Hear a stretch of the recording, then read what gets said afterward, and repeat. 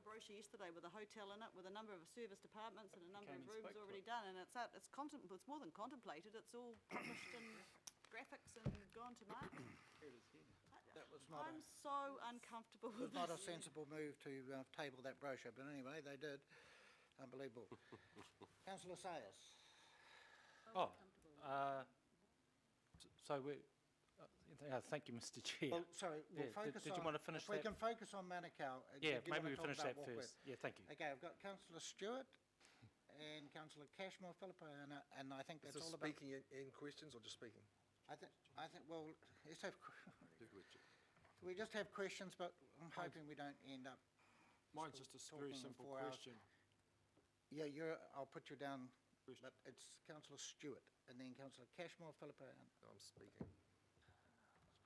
Yeah, no, I was just going to say that we've actually been down this road before.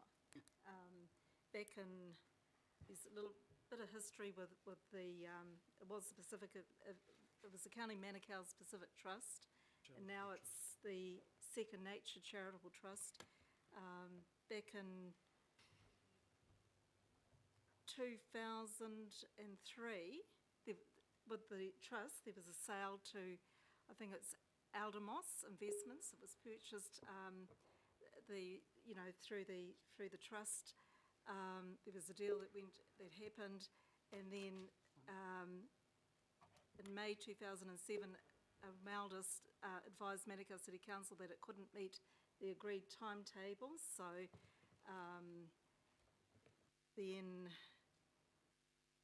anyway, in the end, Manukau City Council had to buy the land back.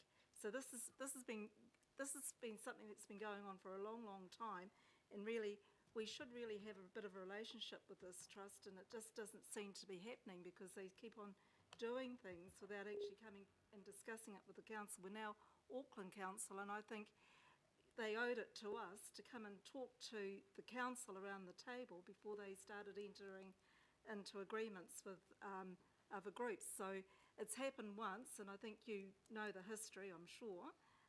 There was as a result of some of this, there was a High Court case on the 2nd of March 2009, and Judge Cooper, he stated that he rejected the trust claim for the declaration that any further net proceeds from the sale of the land would go to the trust. So, I mean, the whole thing's very, very messy. So, surely there is a way that if we're not happy with this, we really need to get the trust around the table. And I think we need, before we vote upon this today, I think we really need to get the trust around the table, because we need to start having a relationship with the trust, which we don't seem to have. Good on you. Through the chair, if I could just note that the relationship between Auckland Council and Second Nature Charitable Trust is managed through Regional Facilities Auckland. Direction to Regional Facilities Auckland along those lines would be required. Do hear your concerns, but Panuku don't have that direct relationship with the trust.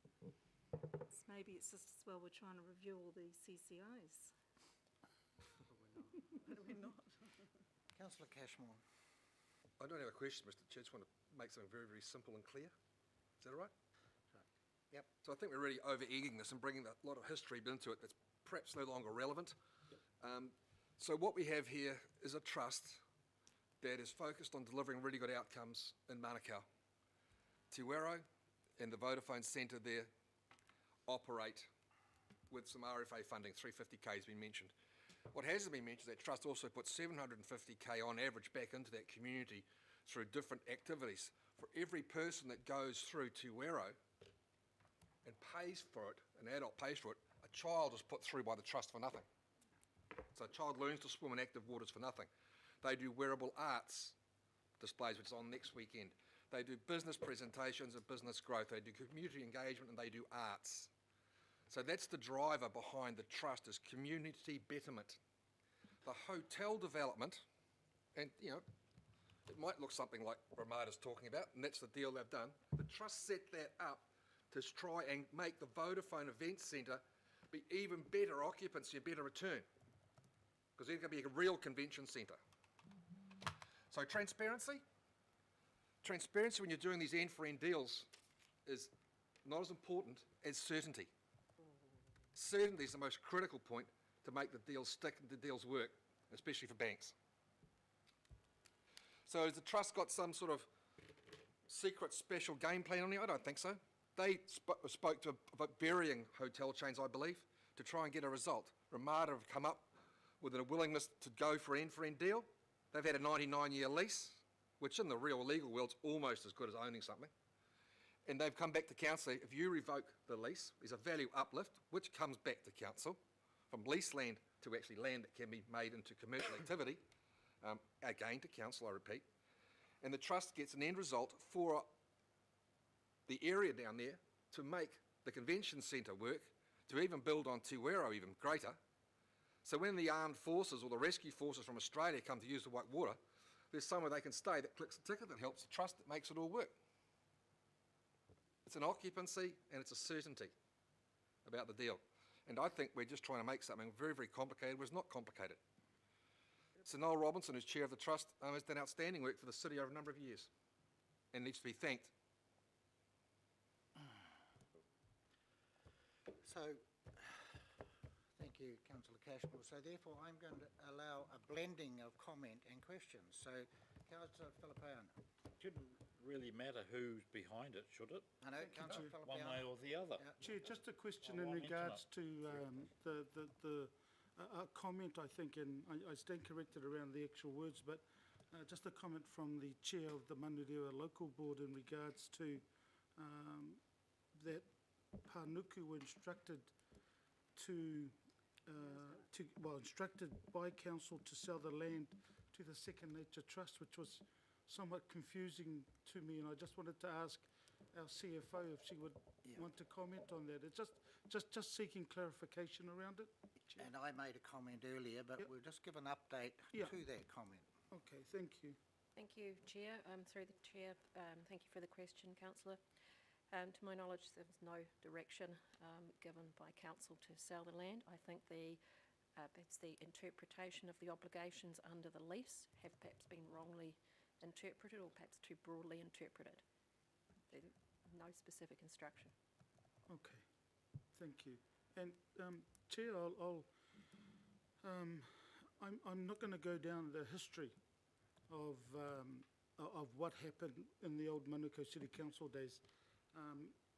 As I said on several occasions, that 2003 is when I went on to the council. But can I just say, and just this is in regards to what Councillor Cashmore said, is that I've looked at, because I wanted to have a check on how much money gets sent to the community with the schools program and also with Weddell. And it's just under $1 million that gets put back into it. Weddell's just over about 300,000, and that can be found at the Whitewater Park Community Good Highlights. That's online if people wish to read it. I also had a look at the schools program, and that's about 600,000 that gets put in, and that's the return.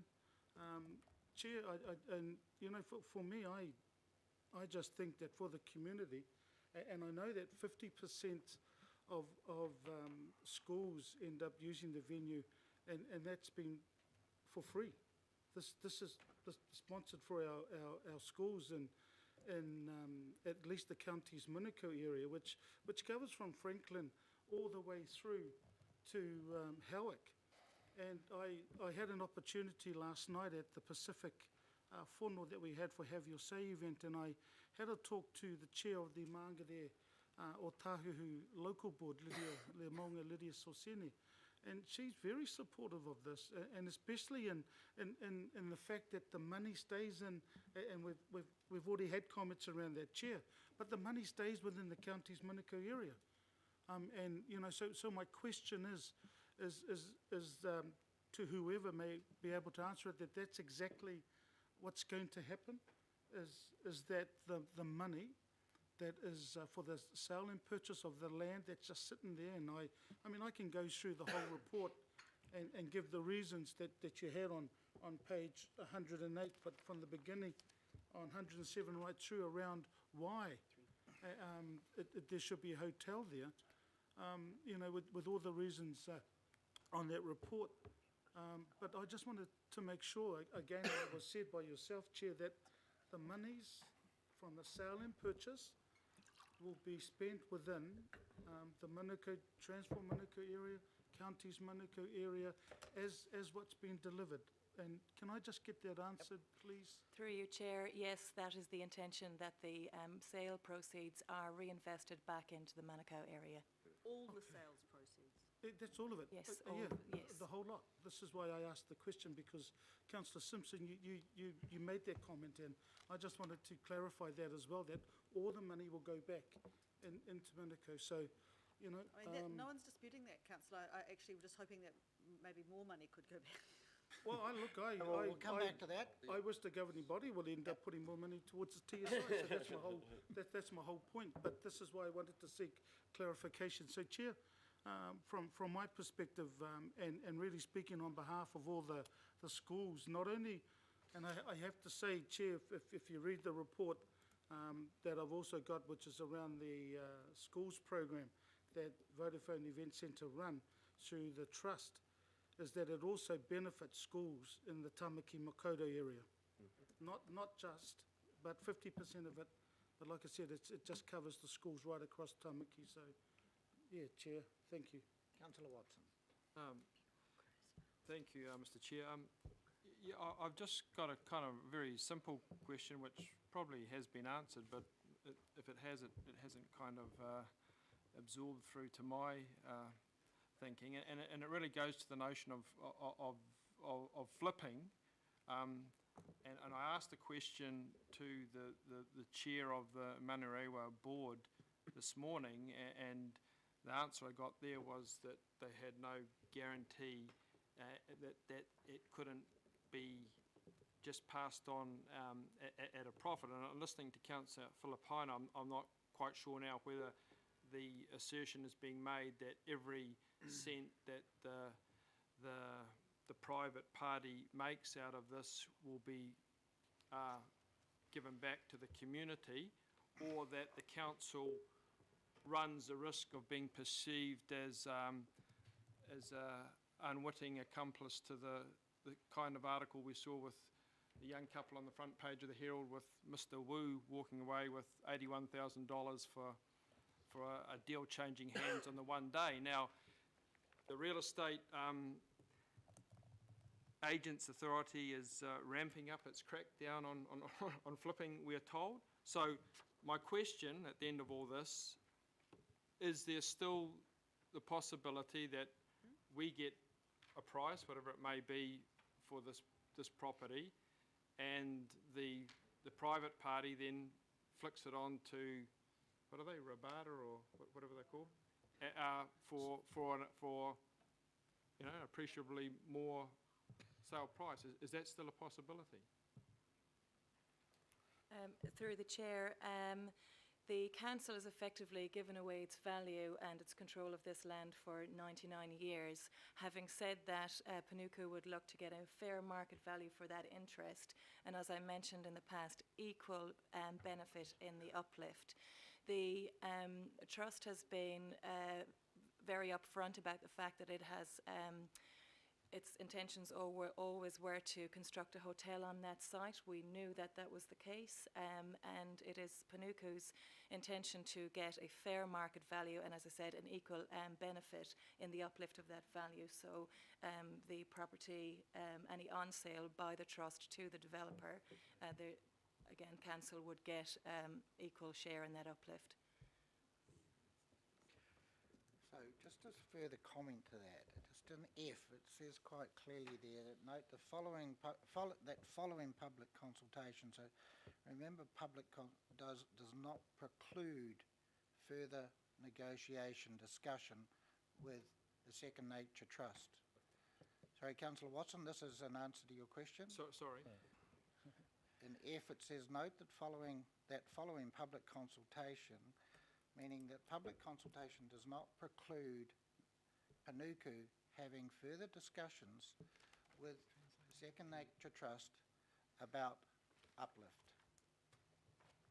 Panuku is indicating that the norm, and in this sort of scenario would be 50-50.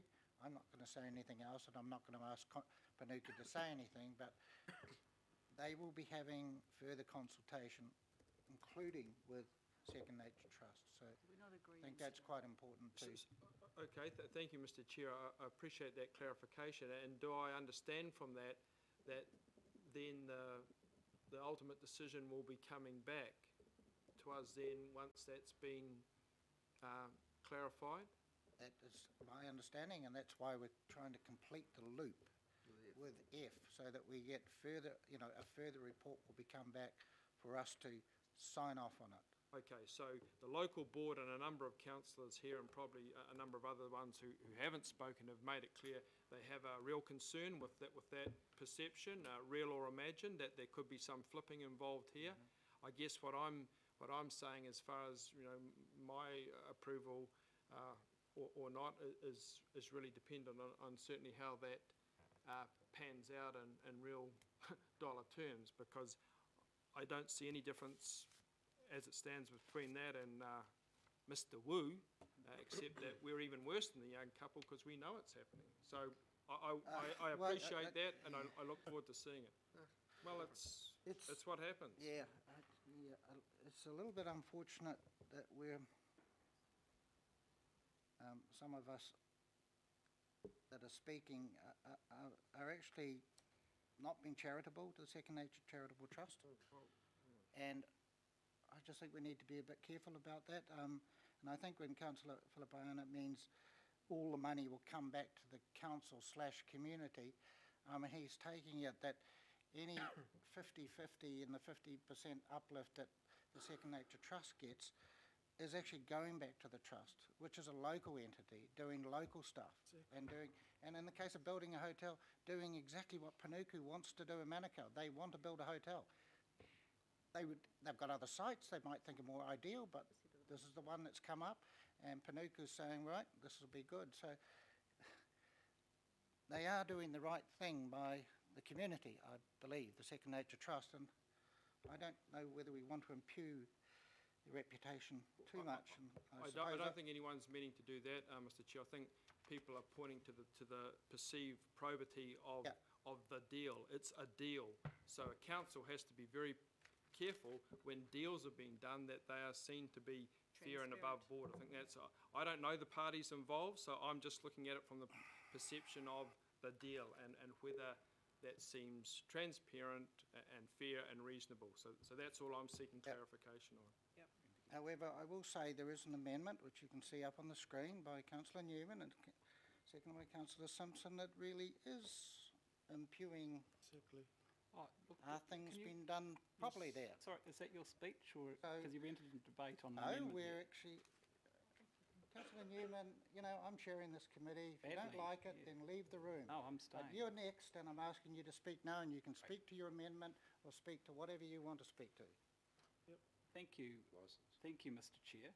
I appreciate that, the opportunity to speak. I think if there's been a misinterpretation, it has been the misinterpretation by Panuku to the Maniarewa local board. And I was at that local board meeting when the advice was given around what could be done with that land. And that's all I'm going to say about that. With respect to the flipping comment, I'm not going to express my view around flipping other than to say that I note the recommendations of the Maniarewa local board. I would like to see a hotel developed on that site.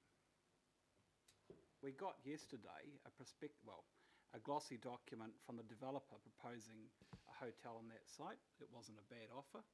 I'm surprised that it was presented yesterday.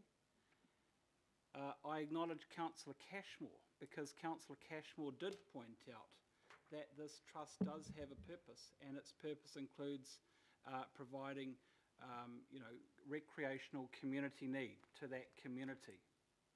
That's set out in the 3rd schedule of the deed. That's in 3.1a of the deed. 3.1b of the deed states, operate and administer the multi-purpose event centre referred to in para A above on a prudent commercial basis so that it is financially independent community asset. I think that's quite important too.